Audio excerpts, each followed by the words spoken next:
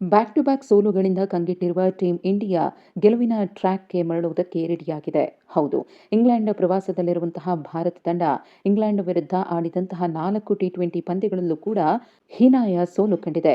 ಆ ಮೂಲಕ ಟಿ20 ವಿಶ್ವ ಚಾಂಪಿಯನ್ ಭಾರತ 2ನೇ ಸ್ಥಾನಕ್ಕೂ ಕುಸಿದಿದೆ. ಸದ್ಯ ಈ ಸೋಲಿನ ಸೇಡನ್ನು ತೀರಿಸಿಕೊಳ್ಳುವುದಕ್ಕೆ ಭಾರತ ತಂಡ ರೆಡಿಯಾಗಿದೆ. ಹೌದು, ಇವತ್ತಿನಿಂದ ಭಾರತ ಮತ್ತು ಇಂಗ್ಲೆಂಡ್ ನಡುವೆ ಏಕದಿನ ಸರಣಿ ಆರಂಭವಾಗಲಿದೆ. 3 ಏಕದಿನ ಪಂದ್ಯಗಳು ನಡೆಯಲಿದ್ದು, ಇವತ್ತಿನ ಪಂದ್ಯ ಬರ್ಮಿಂಗ್ಹ್ಯಾಮ್ನಲ್ಲಿ ಮಧ್ಯಾಹ್ನ 3:30ಕ್ಕೆ ಆರಂಭವಾಗಲಿದೆ. ಇನ್ನು ಟಿ20 ಸರಣಿಗಳಲ್ಲಿ ಸೀನಿಯರ್ ಬ್ಯಾಟರ್ಸ್ ಅನುಪಸ್ಥಿತಿ ಕಾಡಿತ್ತು. ಅದು ಭಾರತದ ಸೋಲಿಗೆ ಪ್ರಮುಖ ಕಾರಣ ಅಂತಾನೂ ಕ್ರಿಕೆಟ್ ತಜ್ಞರು ವಿಶ್ಲೇಷಿಸಿದ್ರು. ಇದೀಗ ಏಕದಿನ ಸರಣಿಗೆ ಭಾರತ ತಂಡದಲ್ಲಿ ಅನುಭವಿ ಆಟಗಾರರಾದ ವಿರಾಟ್ ಕೊಹ್ಲಿ ಮತ್ತು ಹಿಟ್ಮ್ಯಾನ್ ರೋಹಿತ್ ಶರ್ಮಾ ಅವರು ಕಣಕ್ಕಿಳಿಯಲಿದ್ದಾರೆ. ಹೀಗಾಗಿ ಎಲ್ಲರ ಕಣ್ಣು ಈ ಇಬ್ಬರ ಮೇಲೇನೇ ಇದೆ.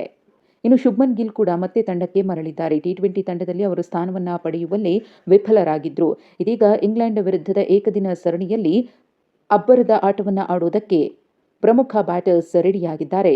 ಇನ್ನು ಇಂಗ್ಲೆಂಡ್ ಮತ್ತು ಭಾರತದ ಏಕದಿನ ಪಂದ್ಯಗಳ ಬಲಾಬಲವನ್ನ ನೋಡುವುದಾದ್ರೆ, ಉಭಯ ತಂಡಗಳು ಈಗಾಗಲೇ 110 ಏಕದಿನ ಪಂದ್ಯಗಳಲ್ಲಿ ಮುಖಾಮುಖಿಯಾಗಿವೆ.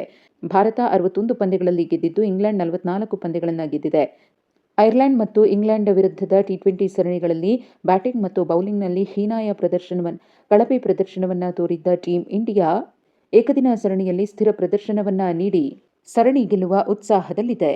ಇನ್ನು ಟೀಂ ಇಂಡಿಯಾದ ಪ್ಲೇಯಿಂಗ್ 11 ನೋಡೋದಾದ್ರೆ, ರೋಹಿತ್ ಶರ್ಮಾ, ಶುಭ್ಮನ್ ಗಿಲ್, ವಿರಾಟ್ ಕೊಹ್ಲಿ, ಶ್ರೇಯಸ್ ಅಯ್ಯರ್, ಕೆಎಲ್ ರಾಹುಲ್, ಅಕ್ಷರ್ ಪಟೇಲ್, ವಾಷಿಂಗ್ಟನ್ ಸುಂದರ್, ಕುಲ್ದೀಪ್ ಯಾದವ್, ಜಸ್ಪ್ರೀತ್ ಬುಮ್ರಾ, ಅರ್ಶದೀಪ್ ಸಿಂಗ್, ಪ್ರಸಿದ್ಧ ಕೃಷ್ಣ.